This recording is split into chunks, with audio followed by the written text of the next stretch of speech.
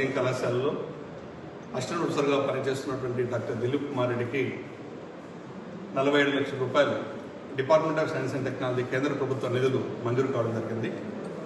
బేసిక్గా physically challenged person అయినటువంటి doctor Dilip Kumar Reddy physically challenged person, అదేవిధంగా హ్యాండిక్యాప్డ్ పీపుల్కి ఏదో ఒకటి చేయలేనటువంటి దృఢ సంకల్పంతో అందులో ఉన్నటువంటి వాళ్ళ యొక్క ప్రాక్టికల్ ప్రాబ్లమ్స్ని అండర్స్టాండ్ చేసుకొని వాటికి ఏ విధంగా అయితే టెక్నాలజీని మనం ఇవ్వగలుగుతామో ఆ యొక్క దాని మీద పూర్తిగా పరిశోధన చేసి కంప్యూటర్ సైన్స్ ఇంజనీరింగ్ బ్యాక్గ్రౌండ్ కలిగినటువంటి డాక్టర్ దిలీప్ కుమార్ రెడ్డి ఆ యొక్క అప్లికేషన్ని ఆర్టిఫిషియల్ ఇంటెలిజెన్స్ వాటన్నిటి కూడా అప్లై చేసి వాళ్ళకి బ్రెయిలీ లిపిని ఏ విధంగా అయితే అంటే ప్యాడ్ రూపంలో, అదేవిధంగా కొద్దిగా టెక్నాలజీ అడ్వాన్స్ రూపంలో ఏ విధంగా అయితే అందులో మనము సొసైటీకి మంచి చేయగలుగుతాం యొక్క ఉద్దేశంతో వాళ్ళకి మంచి సాఫ్ట్వేర్ని డెవలప్ చేయడం జరిగింది.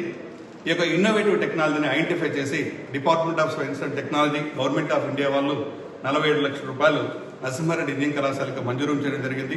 ఇది నిజంగా కూడా తెలంగాణ రాష్ట్రంలో, అదేవిధంగా దేశంలోనే మంచి వినూతమైనటువంటి ప్రాజెక్టు.